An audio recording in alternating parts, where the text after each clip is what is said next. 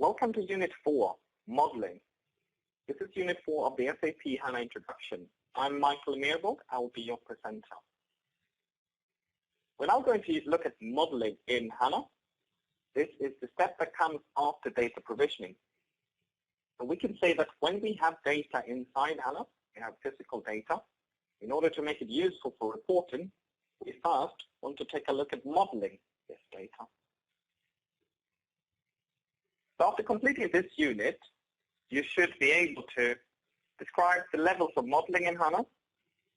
This is how the different info models compare with each other and when to use them.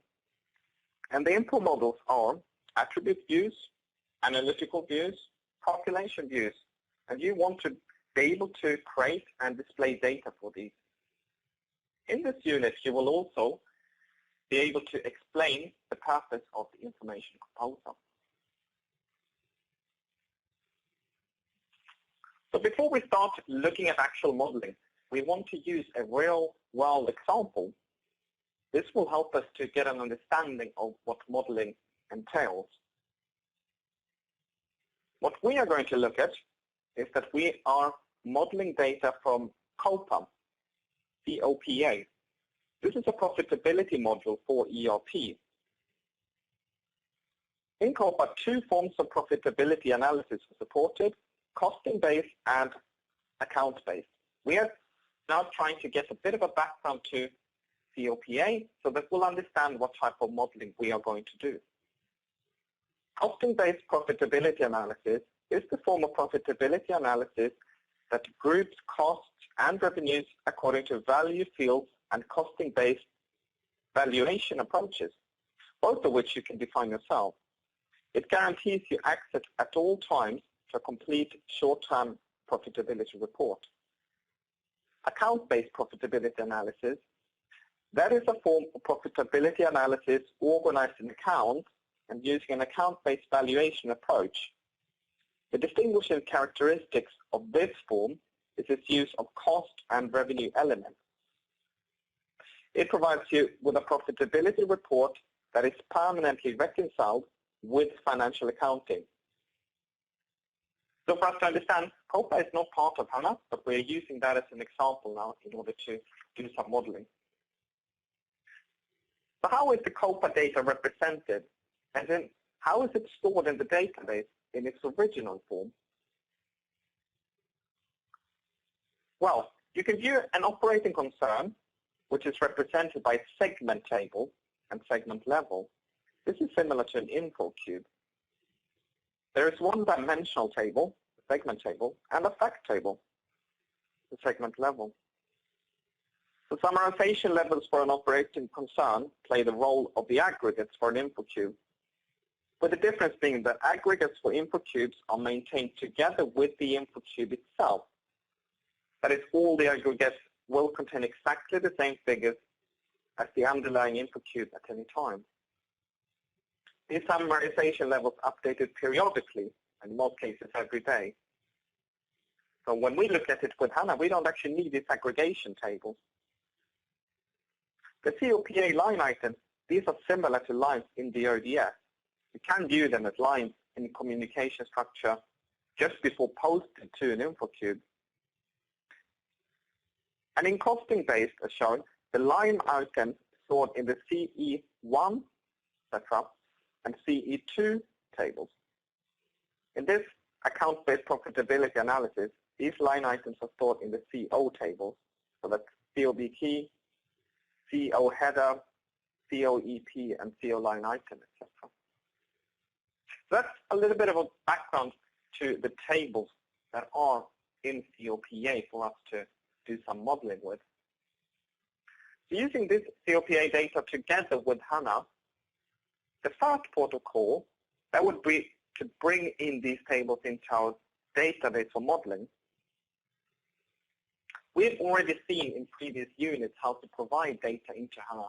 For example, using replication, using data services, could even be flat files. So we are now going to look at the modeling step. Following the modeling, this data can then be consumed by an end user in business objects, or it could have other uses for other applications or reports. So just bringing in the tables, that doesn't really give us enough information in order to start modeling. Tables with names starting with CE1, CE2, 3 and 4, etc., that doesn't really have a meaningful descriptive enough for us to understand how to fit them together and how to join them, etc. So luckily, to our rescue, we have a transaction called SD11, and this one gives us a data model, can even visualize relationships between tables. There are many tables in SAP, so this is a very useful transaction for us. For non-SAP data, if you were to use third-party databases to model from, you might have to try and find other means of visualization. Obviously, SD11 wouldn't work in this case. You would have to speak to perhaps the DBA of this third-party product. Maybe there is a data model available to you somehow in order to understand how to join the tables together. But in our case, we have SD11 to our availability. So SD11, it shows us a hierarchy of SAP models. You can call the hierarchy of the SAP models directly from the initial screen of the data modeler. And since this hierarchy contains all application models supplied by SAP, you can quite quickly gain an overview of all the modules and navigate to a specific model. You can follow this procedure to use SD11. First, you want to call the initial screen of the data modeler. On the initial screen, you want to choose Modeling Object, SAP Application, or SAP Architecture, and then choose the relevant push button. The hierarchy of all the SAP models will be displayed. So after this, the procedure to be used, it varies a little bit on whether you know the full name already of the data model from which you want to access the data model hierarchy. It also could also vary if you only know part of the name. Sometimes you might not even know the name at all. But if you do know the complete name, on the data model, the initial screen, here you would then enter the name of the data model in the modeling object field. Then you would go on to choose modeling object and see the data model hierarchy. So if only part of the name is known, then on the data model initial screen, then you want to select the data model hierarchy under selection and enter the part of the name that you do know. There's an input field there for you. So you would go ahead and click on the arrow to the right of the entry field, and then you would hit a list of the objects corresponding to the search term you entered. And to copy the name of the data model you require, you can just select the data model by clicking on it and activating it. Then you would go ahead again and choose Modeling Object, Data Model Hierarchy.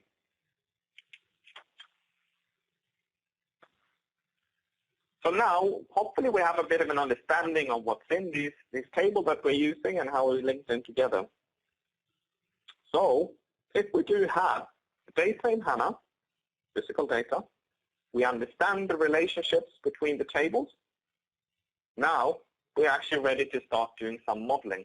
So let's look at the introduction to the modeler. So to recap, it is in the HANA Studio that you do the modeling. Remember the modeler perspective? So modeling itself, it doesn't produce materialized aggregates with physical data. It is only metadata, representation of data. So if you know a traditional relational database well, you can probably think of these information models that you create as SQL views. Imagine create view as select star from table, as an example.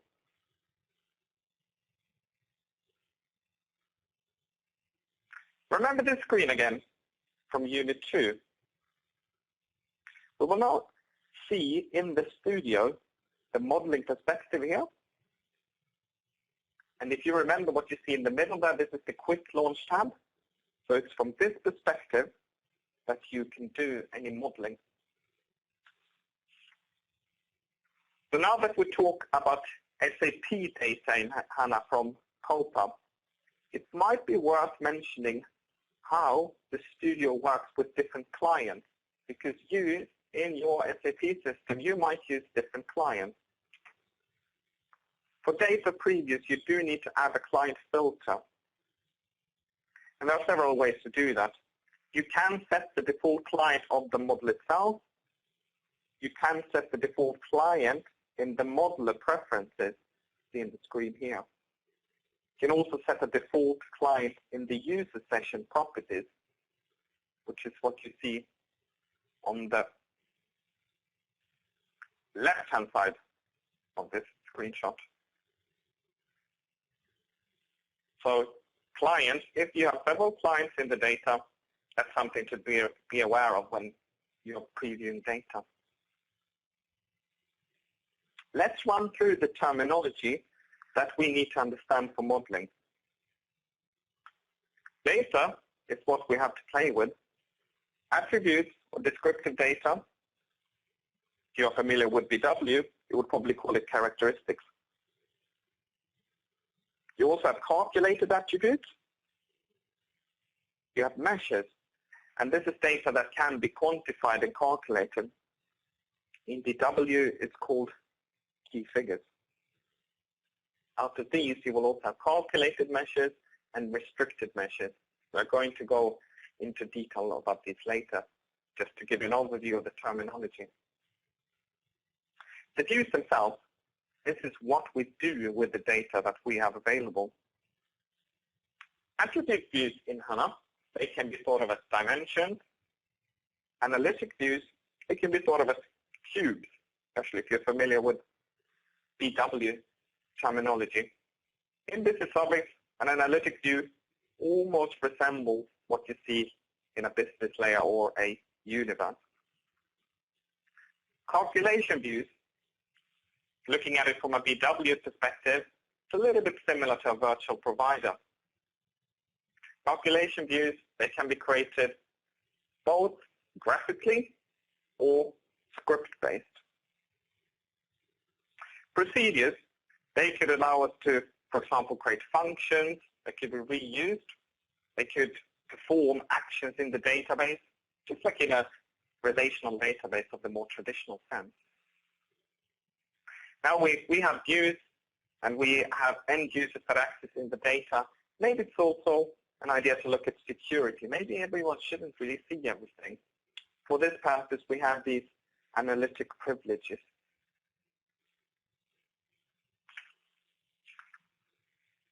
So these are some of the modeling features of the HANA Studio.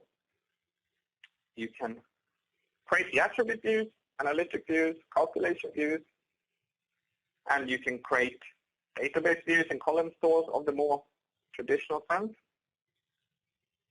What else can it do? Well, it can do the data preview, and remember the client that we just looked at. It can preview both physical tables and also the information models that you will go on and create. It can do import and export, both of models, data source schemas, as in metadata, landscapes, and as you've seen in previous units here, you can also do data provisioning here. And you can do analytical privileges to deal with security. It's also your endpoint for troubleshooting, looking at traces and the logs.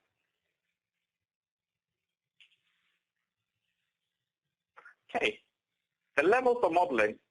Levels in this sense doesn't mean skill level or such. It's the level depending on the usability.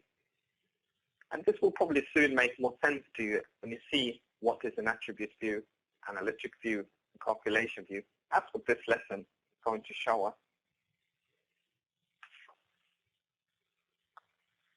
The complete modeling process flow, it can be looked at in this diagram here that depicts on all the way from importing source system metadata, physical tables, and then provision of data loaded with content.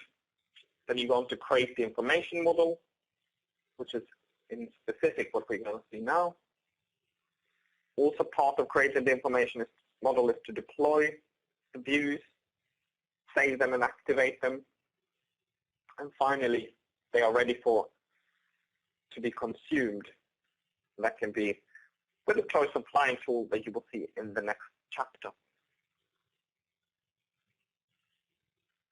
So the two probably most core information models, they are attribute views and analytical views.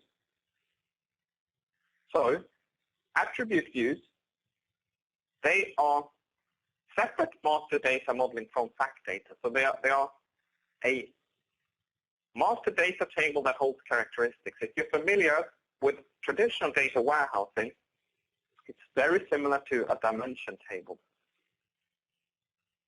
So you need to build master data objects, and these are the attribute views. You can join text table to them.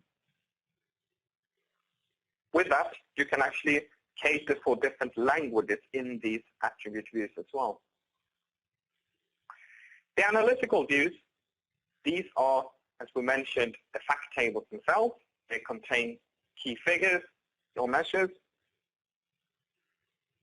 So with these analytical views, they're not just fact tables in the traditional data warehousing sense, because they do contain already links to our attribute views. That means you can kind of more look at them like a cube in BW. So that means that you can, with an analytical view, both select dimensions, key figures, and basically have everything ready for you for reporting. As you will see on the bottom right hand here, it resembles a star schema when you have a finished analytical view. Okay, we also have the calculation views. So for more advanced calculation, you have this type of view. It can also be useful for combining analytical views together. You will later see an example of how that could be done in practice. Calculation views, they actually have two subsets. It's graphical calculation views and it's script-based calculation views. The script language that you would use if you would write in a script is SQL script. So in SQL, you can do things such as union, or you could do other calculations that are required, which is an extension to the SQL language that SAP has provided in the SQL script language. If you can, if it's possible for you to do so, it might be worth first doing the calculation view graphically. So you can almost see that if it's not possible because you do need to provide more type of scripting or more advanced calculations, then you go for the script-based calculation views.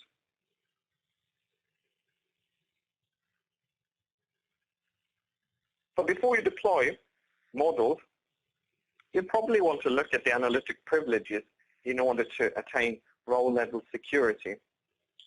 Analytic privileges, they can set a group of users to have different privileges based both on attributes in analytic views, or it could be depending on anything else that you do set in the analytic privileges themselves. But it's generally to do with data that you want to display for the user. So if we look at a summary of the COPA example that we looked at initially in this unit, in COPA we will want to create attribute views, which will be our dimensions or master data. We also need the analytical views, which is almost like our cube. If we do want to bring more than one analytical view together, we could then go ahead and create a calculation view. In order to restrict what users can see, it might be necessary to add an analytic privileges, add an analytic privilege and let different users be assigned to different analytic privileges. This example on the screen here, you see that these users, they have access to customer number of 3920 to 3950, so that's all they would see there. So these attribute views, dimension tables, let's look at them a little bit more in detail now. What is an attribute view then? Well, as we mentioned, it adds context to the data because it's a dimension. So you can also look at it as a master data table. And in order to make use of them, they will have to be linked to fact tables. Examples of such attribute views, it could be, for example, time, it could be account, product, customer, any type of dimension that you can imagine. So the process that you would use in order to create an attribute view, it would follow the flow here. Yes, there is actually a wizard to help us to do this, but first let's look at it from an overview. We want to first set the parameters, select the tables, define the joins, select the attributes, create hierarchies, would go on to save and activate it, and then you can do a data preview. Let's look at these more in detail then in our wizard. So first, you would assign a unique name to the model. Here you could enter a short description of the view, should you like as well. And the typical view that you would create would be a standard view type. You can also create a time-based view. Could be if you want a dimension-based, for example, on calendar year, quarter, month, fiscal period, etc. You also have to identify whether it should be a new attribute view or if you want to start with an already existing one, because then you want to copy it from something. And then you want to put it into a package that you have created.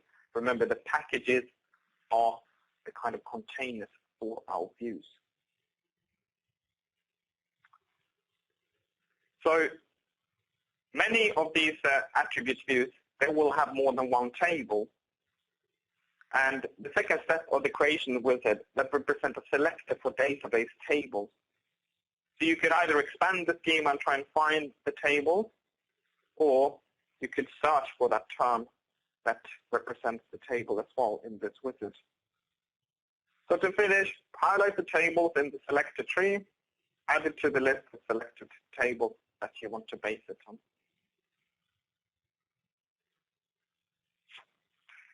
And you don't have to stick to just the tables that you selected with that wizard. You can go back and add more tables once it has first been created.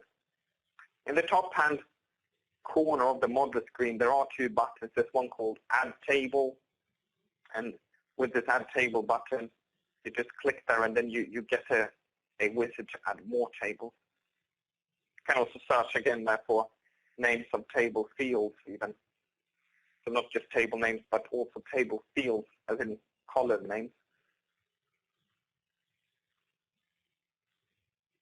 There's actually a third option available here as well. You can add additional tables by a drag and drop interface here. So if we see the navigator view on the left-hand side here, you could go in there and you could actually drag your table straight into the attribute view illustration itself. And you also see an example here of how you can filter on the table name if you have a lot of tables available. You might remember that from the demonstration in Unit 2. So now that you've selected the table, hopefully you will know the relationship of these tables from SD11 or by other means. There is also a need to select the type of join that you will join them together with. You also need to select the cardinality. Is it a one-to-one relationship, many-to-one, one-to-many? If it's a text join, you need also to specify where the language column exists that defines which language we are talking about. So these join twice here, referential, inner, left, outer, etc. Maybe we should look at them in more detail. The inner join itself is probably the most standard join that you find. That combines records from the left and the right table exactly when the specified criteria are met. So if it's not exactly met, you will not get a join at all. And a left outer join, here, records from the left tables will always be included in the result set. And if a record from the right table meets the criteria, then it is combined with the left table. Otherwise, it will just be left empty. And the right outer join, exactly the same concept, just the opposite of the left outer join. Referential join is something that HANA brings to the table. You can see it as an optimized or maybe even a faster inner join. Here, the right table is not checked if no field in the query from the right table is requested. So that means that the referential joins, these will only be executed when fields from both tables are requested. So if you think about it as such, it will be a little bit faster than an inner join because you will not always get the join executed. The referential join is almost same speed as the left outer join. As such, you wouldn't need to use these with caution because they always assume the referential integrity is ensured. Referential join is good for things like a header detail table where you do know that there is a referential integrity available. Text join, that's used to join text tables to a master data table. So the text join always filters on one language column. So this is why you would need to specify the language column when you create one of these joins. So this is useful if you work in an environment that has multiple languages in the corporation. We will now move on to select the relevant fields or the actual attributes for our view. So here, the output structure of the view, it must be explicitly defined. This means you always need to have at least one key attribute, but you can have as many non-key attributes as you want. So it's good practice in any database to always have a key attribute, but here it's required. And then you can also have static filters here. So this is the filter on the lowest level that you can imagine in the modeler. So by doing a filter here, you restrict whatever comes into this attribute view.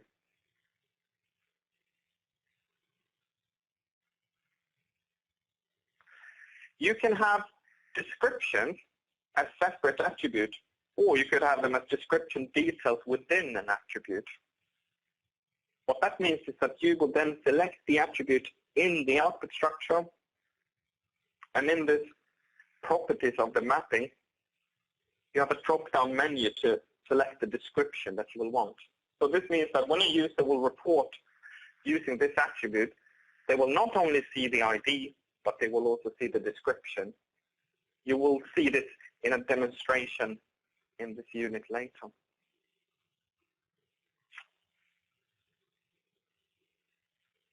If views are displayed via Excel, each attribute view is represented in Excel as a dimension. And in this example here, we have modified the product dimension with the attributes product number and product category. The product number is the key. Product category is a non-key attribute. So each attribute in the list of output fields, it has among its properties a setting for hierarchy active. You'll see that at the bottom of the slide. This setting is default to false. If it's set to false, the attribute, it will only show up in Excel. This is when you query with MDX. If it is a key field or if it's an attribute, it is a key field of the attribute view itself. But if you're not happy with that, you can set it to true, and then it will show up in Excel, even if it's not a key field.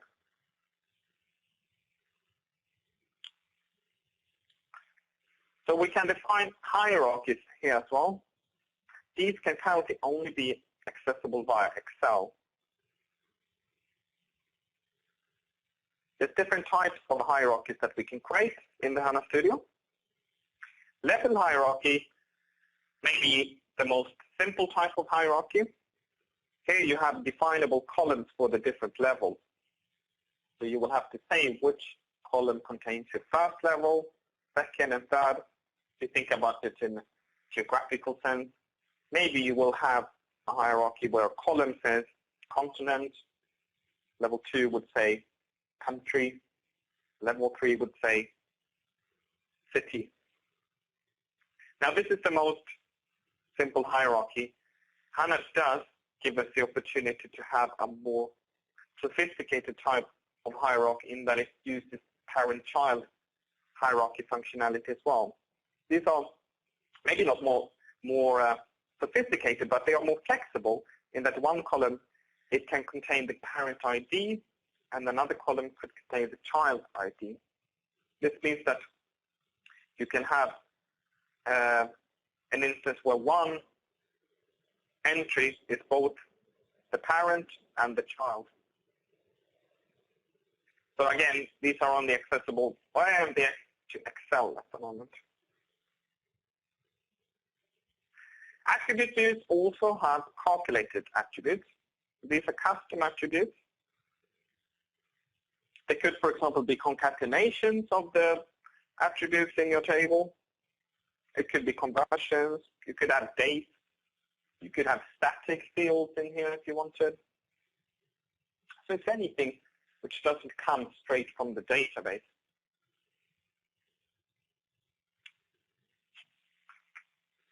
So before a view is visible for reporting, it will need to be activated, as in deployed.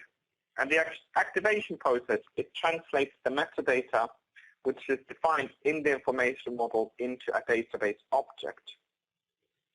So the procedure to do so would be to save the view with the Save button, and then you would right-click on it and say Activate.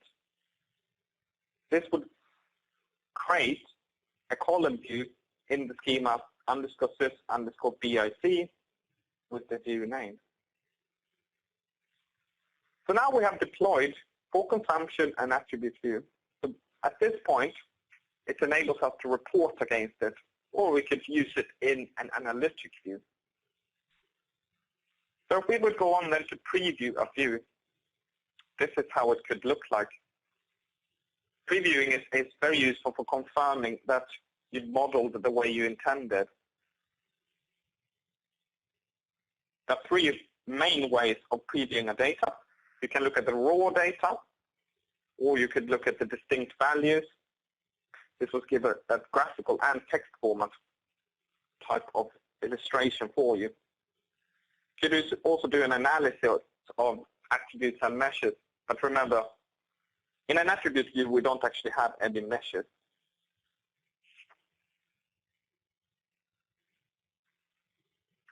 So as we've said a few times here, HANA does not come with data as such, but it does have these attribute views for time that can be auto-generated.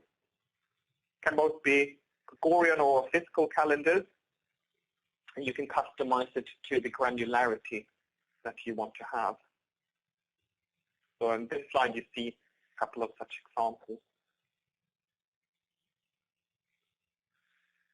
Now, these types of time dimensions that you can generate, they are not really useful unless they have a link to something. So you probably want to link them in a analytical view or calculation view in order to provide some kind of meaningful data for you.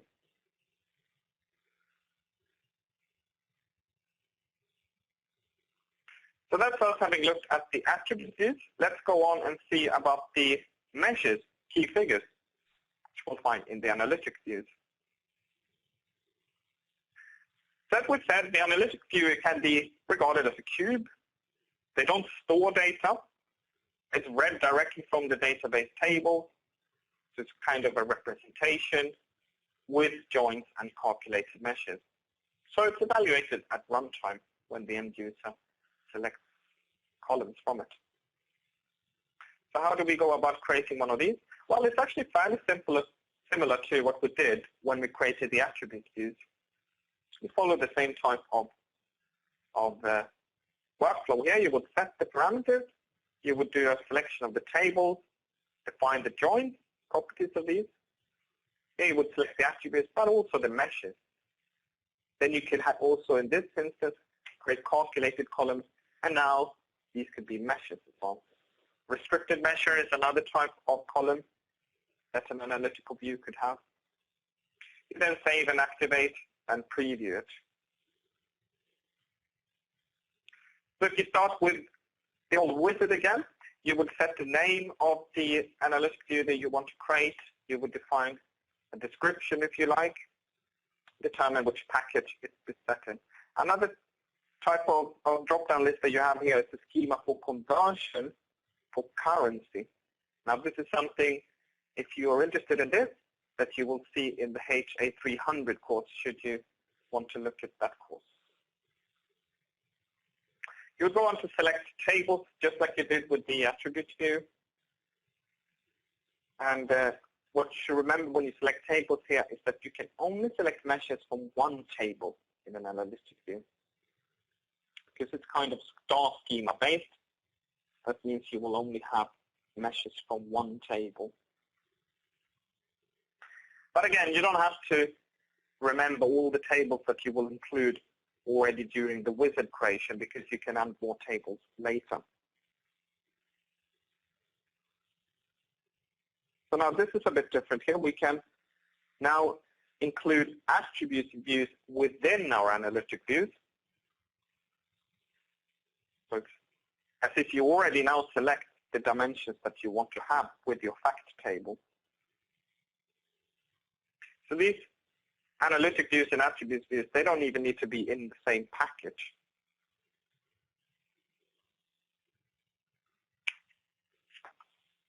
So when you join the attribute views to your analytic views, you should note now the difference that we have two tabs here.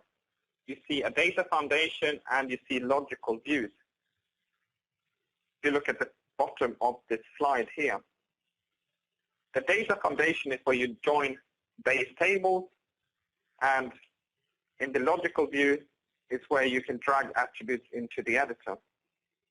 So let's start with the data foundation. What we can do here is that we can create attribute filters, we can create restricted meshes, calculated meshes, we can rename the attributes as we like. One of the things we should remember is that they should always have at least one attribute.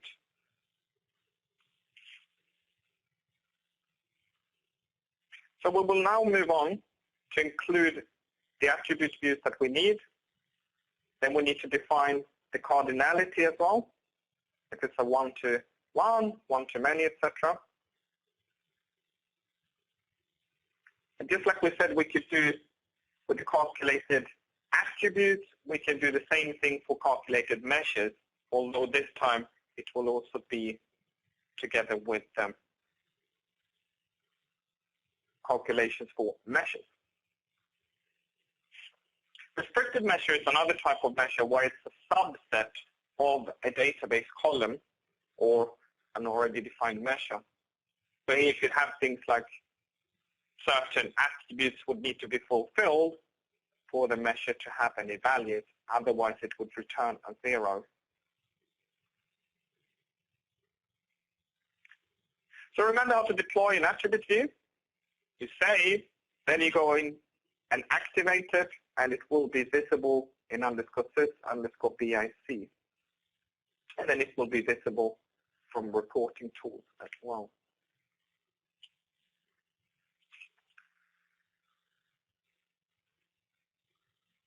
So with previewing, now that you have some meshes in your analytic view as opposed to in your attribute view, it might be useful also to look at the analysis Here you can select some fields when you preview the table, and you can actually get an interactive graphical analysis of the modeling that you've done. If you look at the bottom right-hand slide of this slide, you will see a chart there showing us the values of an analytic view. So what you should think about here when you do a preview is you should use a bit of caution here, because it's generally only for a limited number of records. There is a setting for you to set this, but it's good to bear that in mind so you don't think that there are some data missing when you preview.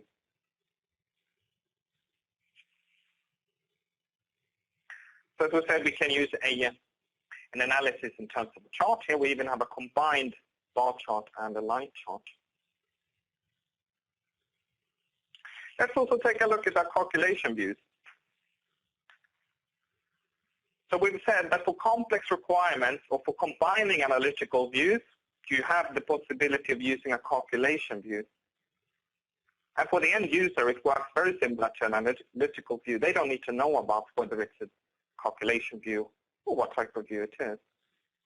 So in here, if you do use script language, you can just read only SQL script functions, and then you could model it within SQL script itself. It's also possible to do a graphical representation of it. Here you see the two sides, how they differ here. We can do a union in the graphical interface. Almost looks a bit like data services, which you saw in a previous model, how you drag and drop and create lines between the different nodes. On the right-hand side, you will see the SQL script and how that could look like. Probably looks a bit familiar to you by now, this type of workflow here. For the calculation view,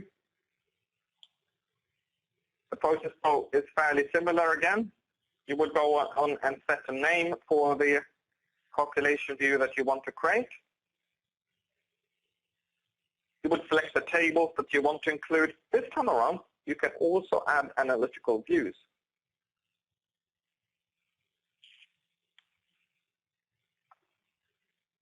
So what you can do here is to graphically drag and drop these different tools from your tools palette, which would help you to model it in a graphical fashion. There we're doing a union between two of the analytical views in this example.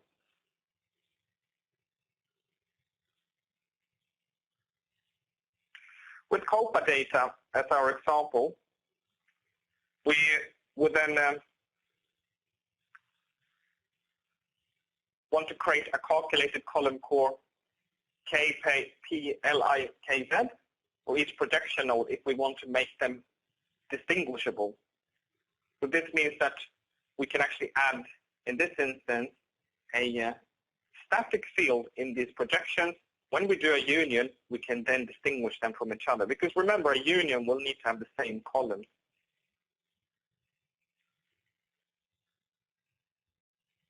We will go on to see this a bit in our demonstrations later. We will actually use the very same type of static measure.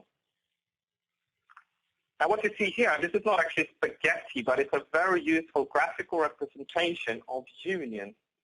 So remember, we said we have two projections, as in select from views, and these go into a union. So we can see how we map the two projections together, graphical representation.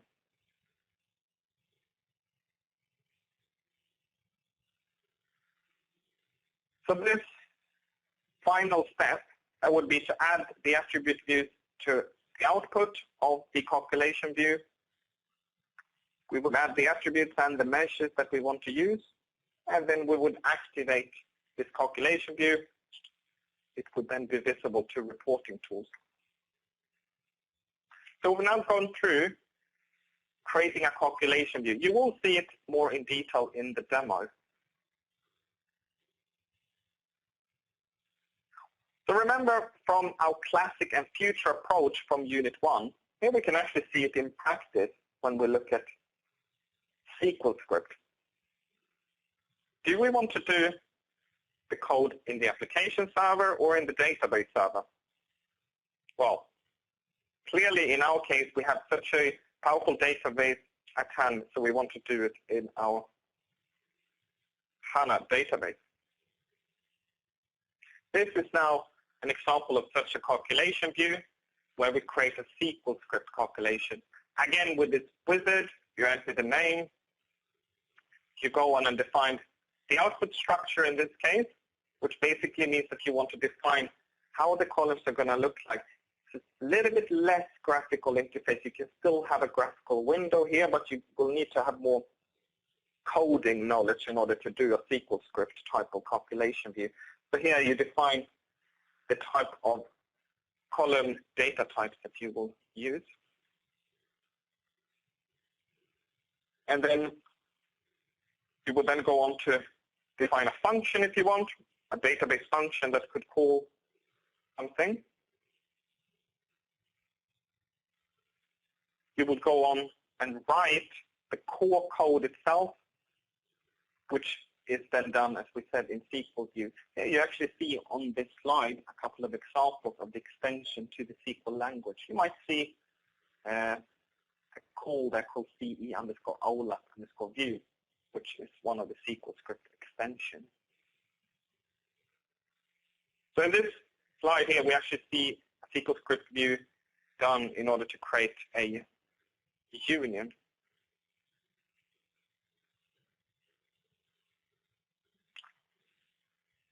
So we do a similar type of adding meshes and attributes, just the way we did for the calculation view, which is graphical when we deal with the SQL script type of view. We save, we activate it again. And in order to view it, now look at this. We can actually do auto documentation of this. HANA will create this for us, at least to some extent. So for this purpose, we just do need to right-click on the view what we created and select auto documentation, and it generates that for us. Let's see some recommendations here. We've seen quite a number of views here. When should we use which view? Well, the column table is primarily just used for showcases or very simple implementation. And the column table is the type of table that you have by default before having done any modeling after you provide the data into HANA. And then we have the analytical view, which we've gone through in this unit, which is got the highest performance when you select from it. So that's the primary one that you ever want to look at, but it's got some limitations. For example, you can only have meshes from one on the source table. Calculation views, we've looked at, we got the calculation view, which is graphical, and the one which is also using SQL script or even CE functions. Now this is useful, for example, when you want to bring different analytic views together, or if you want to add more complex calculations. So calculation views and analytical views are the most usable for us and recommended as such. You don't really want to report straight on attribute views or tables unless necessary. So if we are to compare the graphical and SQL script types of calculation views with the analytical views, then we could say that you will have complete control of your SQL in the calculation views. You can perform joins both between column and row stores. The business logic will be reusable with the calculation functions that you could create, and you would also use standard SQL. You can also have unions in the calculation views that you can't have in the analytical views. The calculation views might also be required if you have key figures from more than one table. Let's take a brief look now at the Information Composer, which is a new tool in HANA for this release. With the Information Composer, you can then upload data. This could be done by an end user, more like a business user. So it's it's actually outside of the HANA Studio. So this is a tool which is a simplified version which is suitable for the end user that want to upload some data and then publish it for consumption. Let's see how we would go ahead and do that. Uploading data is a fairly simple procedure in the Information Composer. You would go on and select the source file. You would then click Upload. Source file would typically be a text file or Excel file. And you see here, you don't really have any transformation possibilities. You can just verify that all the fields can be classified or that the data type can be confirmed. You would enter a name for that data set, and you would tag whether it should be shared with other users, and then you click Publish and Finish in order to finish it. Okay. Here, we got the full process flow when we do want to combine different types of objects in the Information Composer. Perhaps you would want to combine, upload the data together with an analytical view that exists already in HANA. So you would first specify the first source, select the second source, and then you would combine them. You could combine them both by join or by union. Now you don't have, again, so many options on what you can do, but you can still have some type of inner joins, left joins or right joins in order to combine the data properly. You would define the columns that you would want to use for the mapping between the two sources. And when you refine it, in this refine process, fields could be dropped from the model, or you could actually create some simple calculation fields. So remember, we're not in HANA Studio now. We're in the Information Composer. We can finish and publish what we've done here in the Information Composer. And this will now be available in my information view. So by clicking on the information view, data will then be presented to the user. So this finishes the modeling unit. We have seen how to describe the levels of modeling that is available.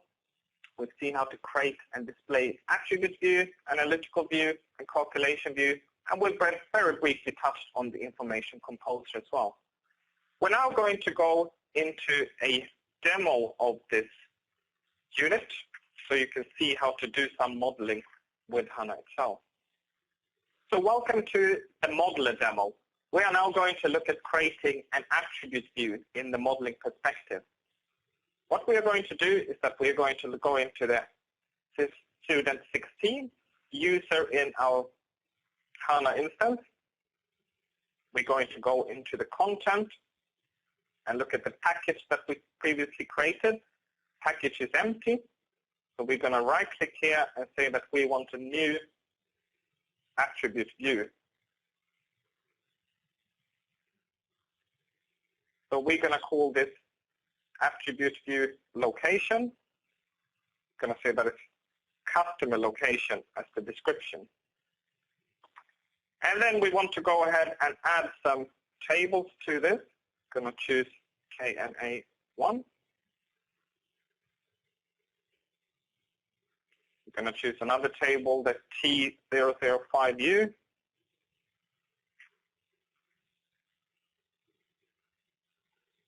Okay, so now we have two tables as a base for creating this attribute view. Let's create a key attribute that would be KNU and R, the customer number. This is the customer number, so we also want a description mapping for this in order for the end user to make sense of this. We'll say that description should be name. Now, we have two tables here. We want to create a join between these two. We're going to create a text join between land 1 and also the region here. Start by defining this as a join type of text join. Okay. And then we're going to also join region to land. Okay. So now we have a join between those two tables. We want to add some more attributes here. We're going to choose to join to the add land 1 as an attribute. We're going to add region.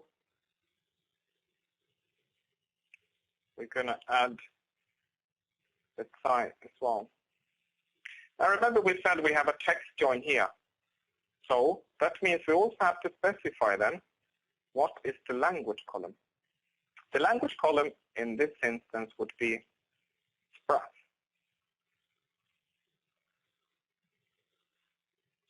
So what we've done now is we've got some output attributes here. We've joined some base tables together and created an attribute view. I'm going to go and save that. We can validate here. And then we can try and activate it. Right-click on the attribute view or select activate. You see this icon now changed. Let's go and look at the data preview of this attribute. Okay, so I've got customer numbers here. You can see that the description of the customer is also visible here. So to make use of an attribute view, we'll probably also want an analytic view. We are going to go ahead and create a new analytic view. Call it HA1. Let's say that this is the contribution margin for actuals. Okay. Again, we will need some tables. I'm going to choose CE1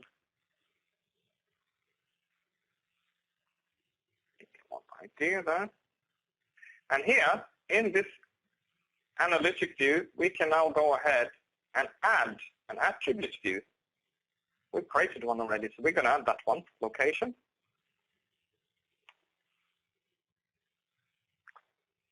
So here you see the base table for the analytic view. In the logical view, you will also see the attribute view that we've included. So what we're now going to do is we're going to add customer number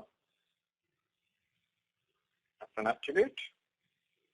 We're going to add art number or the material number there as an attribute.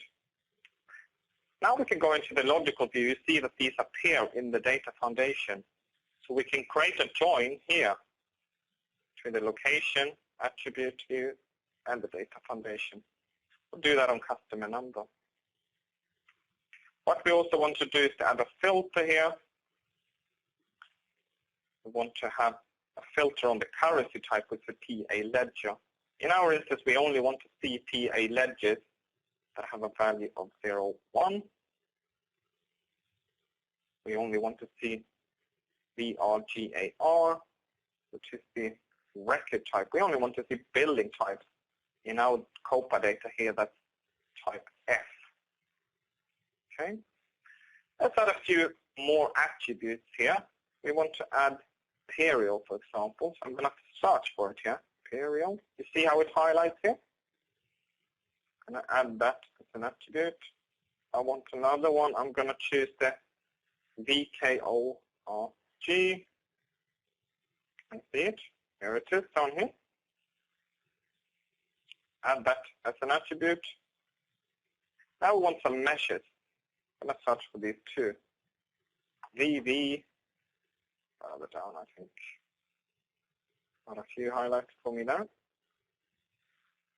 I'm going to choose 070 as a measure.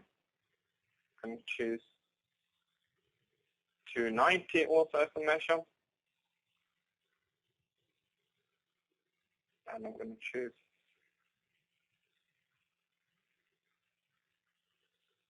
010 as well. Let's rename these so that they make a little bit more sense. The 070, I can rename it here in its properties. I'm going to call it revenue, 290. Yeah. Production variance.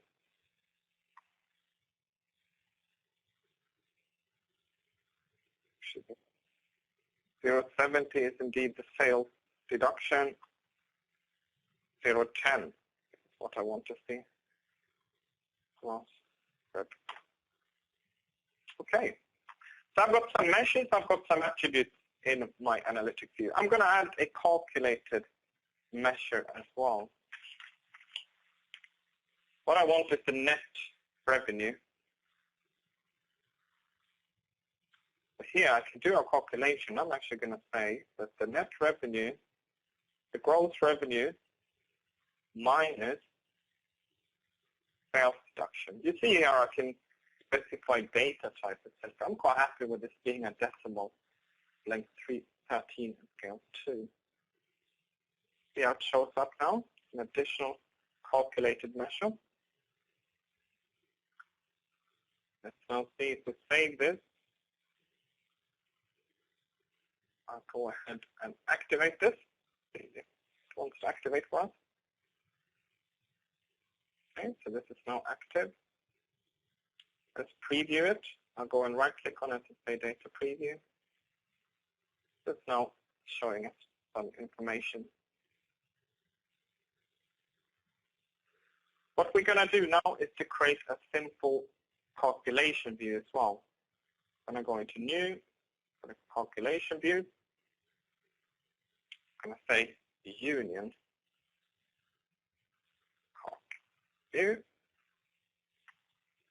I'm going to do a graphical union here. Okay. So what objects do I want? Choose HA1. I actually want another analytic view so I can do a union. So I'm going to create another analytic view first. I'm going to do a new analytic view. Copy. I'm just going to call this copy view because I'm going to copy it from the already created analytic view. I'm going to choose the one we created as the what's called copy.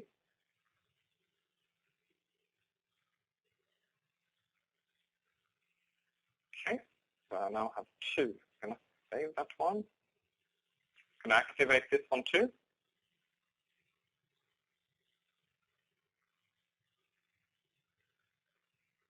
So we're now left with two analytic views. Let's go back then to our calculation view and see if we can do a union. We've got the CEA1, the original one. Let's do a union of the copy one. In our instance, these are going to contain the same figures, but it might as well have been two different calculation views. So let's first do a projection. Projection is like a select in this graphical interface. So we'll do a select from both these two tables. That's the first. We'll look at it from bottom up. I'm going to connect these nodes together.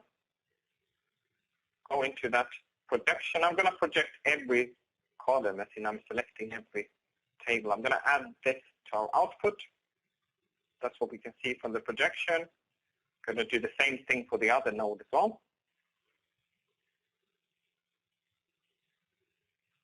Okay, so we're now selecting from two different analytic views. Let's then union these together. I'm going to choose from the tools palette a union. I only need one of this. And I'll connect these together. Remember the spaghetti here? I create spaghetti by doing auto map by name. So now I can see how the two projections map together. I'm going to connect them to the output here. Go into the output. Now I get a chance in this calculation view to select my attributes. Selecting the attributes. Okay, right click and say add this attribute. Got a number of meshes as well. Selecting these and say add this measure. Right, let's try and save this. So we can expand now in our package and see we got a calculation view. Let's activate it.